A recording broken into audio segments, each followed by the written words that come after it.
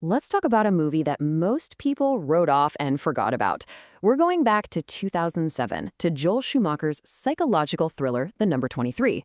Tonight, we're basically going to perform a philosophical autopsy on it. Our mission? To dig under the surface of what seemed like just another thriller and uncover some surprisingly deep questions about, well, everything that had been hiding there in plain sight. Okay, let's dive right in. It all kicks off with this, just a number. 23. But this simple number becomes the source of a man's obsession, the supposed key to unlocking the entire universe, and, the very thing that drives his complete psychological unraveling. It seems so simple, but in this story, believe me, it becomes everything. And that really gets us to the heart of what we're doing here today. So, what's the deal with this movie? Was it just forgotten trash, a convoluted thriller that kind of missed the mark? Or, and this is the fun part, did it somehow, maybe completely by accident, stumble into being a profound exploration of fate, reality, and the human mind? Well, that's exactly what we're here to figure out. First up, obsession's self-fulfilling prophecy.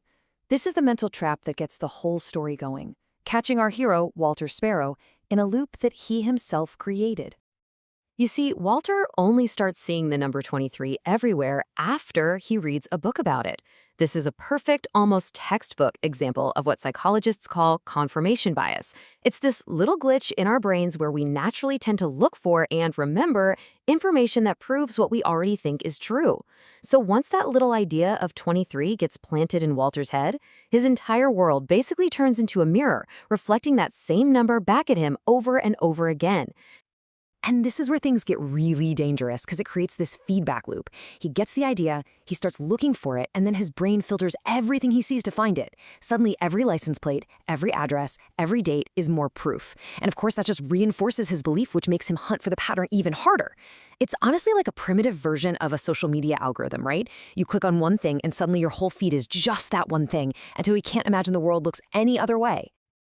So this whole feedback loop thing, it leads us right into our next big question. Is it paranoia or is it a cosmic pattern? This is the knowledge crisis at the center of the film. I mean, once Walter's trapped in that loop, how can he, or for that matter, how can we, tell the difference between a real discovery and a total delusion? This is actually a super old problem in philosophy. It's the central question of a field called epistemology, which is really just a fancy way of asking, how do we know what we think we know?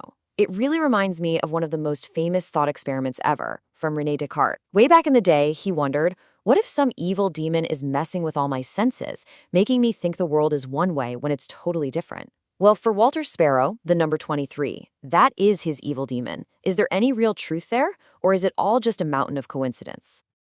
There's this great philosopher of science, Karl Popper, who gave us a really useful tool for this. He said that for any idea to be scientific, it has to be falsifiable. All that means is you have to be able to imagine some kind of evidence that could prove it wrong. But Walter's theory that 23 is the secret code controlling the universe is completely unfalsifiable. There is literally nothing you could show him that would change his mind. And at that point, you have to realize he's not an investigator anymore. He's a believer. It's a religion. And of course, once you start believing in a hidden code that controls everything, you have to ask yourself that huge existential question. Are we really in control of our lives? Or are we just puppets and fate is pulling the strings? For Walter, the number 23 becomes the ultimate symbol of destiny. A philosopher named Baruch Spinoza had a fascinating take on this. He basically said that we feel free only because we have no idea about all the complicated causes that are actually making us do things. And at the beginning of the movie, that's exactly where Walter is. He thinks he's making a free choice to investigate this number. But from Spinoza's point of view, his obsession is the real cause, pulling his strings the whole time. The number feels like fate. But then, bam, the movie does a complete 180 and slams right into existentialism. It pivots to this famous idea from Jean-Paul Sartre that we are condemned to be free. And the film ultimately lands right here. It argues that even if your past is completely set in stone, even if that number 23 is woven into your history, you are still 100% free and 100% responsible for how you choose to act on that knowledge. The number doesn't doom you, your choices do. And that brings us to the movie's massive revelation, the twist that completely reframes everything we've just seen. This is the moment the obsession with numbers stops being a puzzle and starts being a desperate battle with guilt, and with a past that just refuses to stay buried. Okay, for real now, a huge spoiler warning is in effect. We are about to reveal the central twist that unlocks the entire film. If you haven't seen it and you want to, this is your last chance. Go ahead and hit pause. Ready? Here it is. The book, The Number 23, the source of his entire obsession. Walter Sparrow wrote it. He wrote it himself. The whole thing is a confession that he wrote years ago for a murder he committed and then completely blocked from his own memory. The entire investigation was just his own subconscious screaming to get out. And this twist isn't just a clever plot point. It's where things get philosophically juicy. You could look at it through a few different lenses. From a Freudian perspective, it's a classic case of a repressed memory fighting its way back. Nietzsche might call it the bite of conscience, a moral debt that never stops demanding to be paid. And for a philosopher like Heidegger, it's a huge choice. Walter can either keep living in denial, in fallenness, or he can authentically own his past. And his final decision, to confess and go to prison, that becomes the one truly authentic thing he does. So if the book is actually his confession, that just opens up a whole new and much weirder can of worms. This is where we dive headfirst into a postmodern nightmare, where the line between a story and a life just completely dissolves. Welcome to the world of hyperreality. It's an idea from a French philosopher named Jean Baudrillard. Basically, it's when the simulation, the story, the symbol, becomes more real than the actual reality it's supposed to represent. His famous line is, "The map precedes the territory." Think about it. In this movie, the novel, The Map, starts out as just a story. But it becomes real because Walter starts living it out. The fiction he wrote actually starts causing his reality. It infects the real world like a virus. This creates this incredible battle inside of him. It's a fight between two different Walters. On one side, you have the narrative self. That's the story he tells himself to make life make sense. In that story, he's the hero, the detective solving a mystery. But on the other side, you have the ethical self, the person who is defined by his real choices, the man who is a murderer.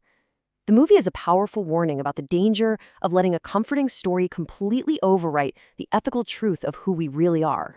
So we have to ask, which brings us to our final theme. Madness as a path.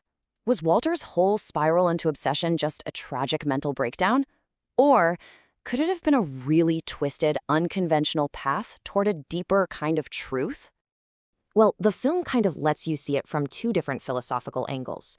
From a Nietzschean point of view, what we call sanity might just be a shared illusion that the universe has no meaning. So Walter's so-called madness is actually a heroic, if desperate, search for meaning in the chaos. But then you have a thinker like Michel Foucault, who argued that madness is often just a social label that we use to shut down uncomfortable truths. And look what happens in the film. The second Walter's theory gets too disruptive, what do? They have him committed. His truth is instantly disqualified as insanity. So, after all that, what is The Number 23 really about? Well, it's a story about a guy who is desperate to force a grand, meaningful pattern onto the chaos of his life. He needs to believe there's a hidden order, a secret code to it all. But the biggest discovery he makes is that the pattern he found wasn't out there in the universe. It was inside him the entire time. The pattern was the shape of his own guilt.